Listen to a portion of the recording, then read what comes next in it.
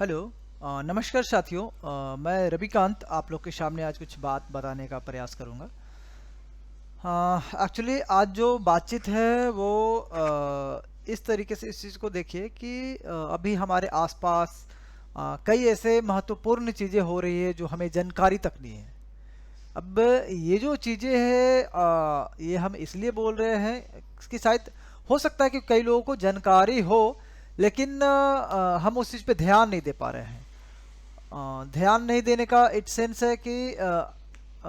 It means कि हम उस पर रिएक्ट नहीं कर रहे हैं। हम मेरा कहने का तात्पर्य ये है कि हम उस पर कोई अपनी प्रतिक्रिया नहीं रख रहे हैं, उस पर अपना कोई चीज़ों को उसके जवाब, अगर वो अच्छा है तो हम उसका गुणगान नहीं कर रहे हैं, और अगर वो ख़राब है तो हम उसका शिकायत नहीं कर रहे हैं, या बोल सकते हैं कि हम उसके विरोध में नहीं खड़े हैं। मेरा ओवरऑल जो ये कहने का मतलब है कि आप इसके बारे में नहीं जान रहे, अभिज्ञ है। इसका मतलब है कि अगर आप जान भी रहे हैं, अगर आप जान रहे हैं कि कोई अच्छा चीज़ हो रहा है, तब आप उसको तारीफ करना चाहिए। अगर जान रहे हैं कि कोई ख़राब चीज़ हो रहा है, तब उसको आपका उसके विरोध में खड़ा होना चाहिए था, जो कि लोग नहीं हो रहे हैं, जिसकी मुझे शिकायत है संभवतः। हम एक्चुअली बातचीत करने वाले हैं अभी खास करके पूरे बिहार, पूरे देश का जो हालत है कि सरकारी विद्यालयों पे जो हमारा हम लोग अभी बात कर रहे हैं कि इंडिया काफ़ी डेवलप बने या एक बेहतर समाज के बारे में हम बात करते हैं। हम बड़ी बड़ी बातों पे नहीं जाते हैं। तो अगर एक समाज का आधार के बारे में अगर हम बात करें सिर्फ, तो शिक्षा जो एक बेसिक बुनियादी चीज़ है, उसका शिक्षा समाज का एक आधार है कि जिस पे आगे चल के एक समाज हमारा कैसे बनेगा, इस पर डिपेंड करेगा। अब ये जो मूलभूत चीज़ें हैं शिक्षा, अब उसको कैसे लोगों से दूर किया जा रहा है, या बोल सकते हैं कि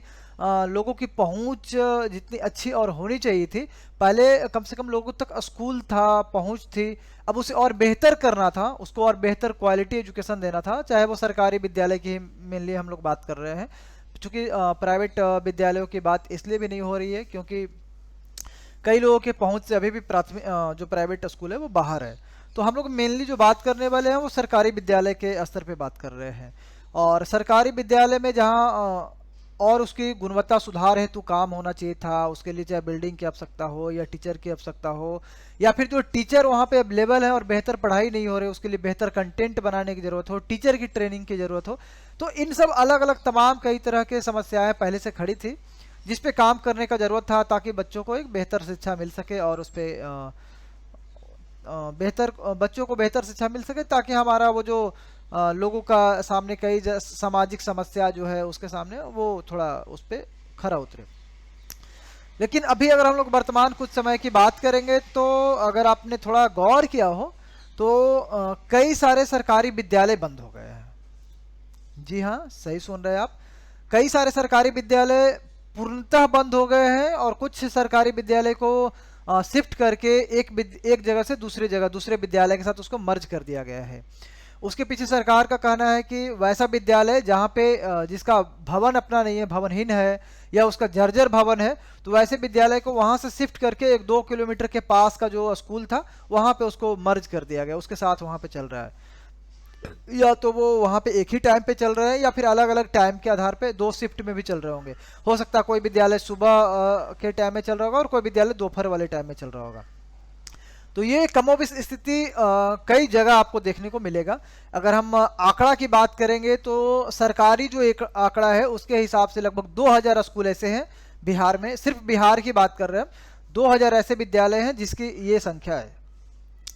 और हम अभी मेनली यहाँ पे आप लोग से जो बातचीत करने जा रहे हैं वो स्पेशली गया के बारे में हम बात करने जा रहे हैं। चूँकि हम गया से रहने वाले हैं, तो हमने अपने आसपास के जो क्षेत्रों से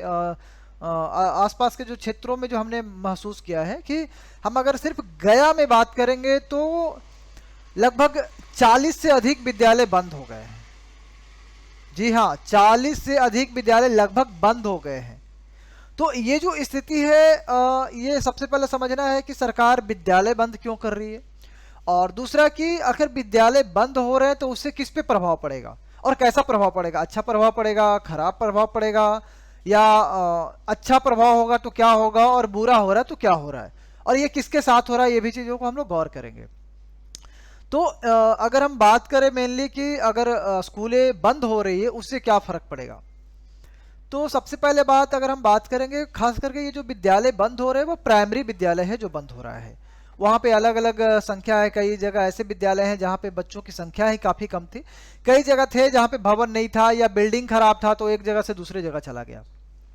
अब इस चीज़ को हम ऐसे समझिए, मान लेते हैं कि कई जगह जहाँ पे विद्यालय पूर्णतः बंद हो गया, वहाँ पे की स्थिति कैसी होगी वो आप खुद अंदाजा लगा सकते हैं कि जिस जगह पे विद्यालय ही नहीं हो और वैसा परिवार खास करके जिसकी आर्थिक स्थिति उतनी अच्छी नहीं है, क्योंकि जिसकी आर्थिक स्थिति बेहतर है वो प्राइवेट विद्यालय में भी पढ़ा रहा है, और जिसको बोल सकते हैं कि जिनकी आर्थिक स्थिति नहीं है तो वो परिवार कैसे हैं और उनके लिए शिक्षा की कितनी प्राथमिकता है, वो अपने बच्चों के एजुकेशन को कितना इंपॉर्टेंस देते हैं, ये भी चीज़ को देखना पड़ेगा हमें कहीं ना कहीं। क्योंकि जो जिनके लिए प्रथम प्राथमिकता शिक्षा है, जिस परिवार के लिए, वहाँ पे शिक्षा का कोई गुंजाइश नहीं हो सकता, कितना भी दूर हो जाए विद्यालय या जिस भी तमाम कठिनाई महसूस करेगा, लेकिन फिर भी वो शिक्षा अपने बच्चों को एक अच्छी शिक्षा दिलाने का प्रयास जरूर करेगा। लेकिन हम लोग बात कर रहे हैं समाज के उन पिछड़े तबकों के बारे में जहाँ पे शिक्षा को इतनी प्राथमिकता नहीं दी जाती। अब ये पिछड़े इसी कारण किस कारण है वो आप लोग भी अंदाजा आप अच्छे से जानते हैं, लेकिन अगर हम मूलभूत तरीकों से अगर चीज़ों पे अगर कारणों पे गौर करें तो उसमें एक मेजर रीजन के तौर पे सामने आता है शिक्षा, कि उनके जो परिवार हैं वो खुद शिक्षित नहीं है उस स्थिति पे। अब सवाल ये है कि अगर उनके बच्चे अभी जो नौनिहाल हैं या बोलिए कि आने वाले समाज के जो कर्णधार होंगे हमारे देश के, जिनके जिम्मेवारी है, तो वो जो स्थिति है उनके साथ अभी क्या स्थिति है शिक्षा के बारे में। अगर मान लेते हैं कि कोई स्कूल है जो यहाँ से बंद होकर के वो बगल वाले गांव में चला गया हो, अगर वो 1-1.5-2 किलोमीटर दूर चला गया हो स्कूल, तो आप एक खुद अंदाजा लगाइए कि जो छोटे बच्चे होते हैं खास करके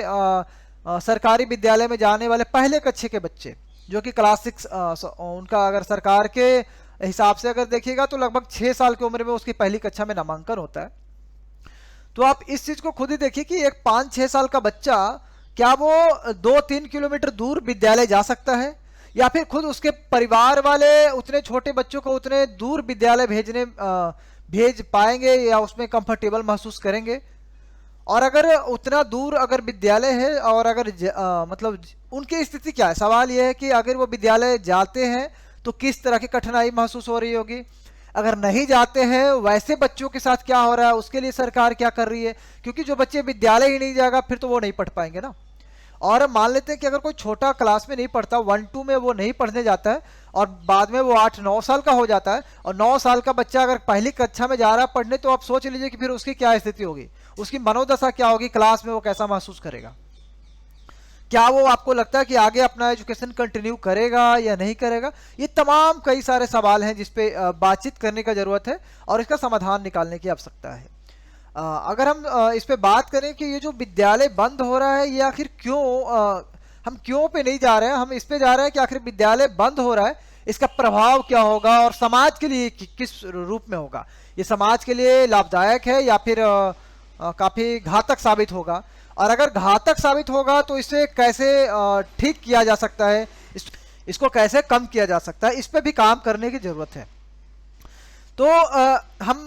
बस आप लोगों की राय जानना चाहेंगे इस मुद्दे पे कि आप क्या सोचते हैं इन सारे तमाम चीज़ों के बारे में जो अभी हो रहा है, और खास करके अगर आपके आसपास के कोई क्षेत्र में क्या कोई विद्यालय बंद हुआ है या एक जगह से दूसरे जगह शिफ्ट हुआ है,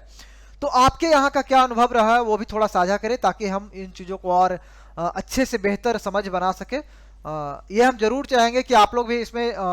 जो अपना अनुभव रहा है वो साझा करें। धन्यवाद।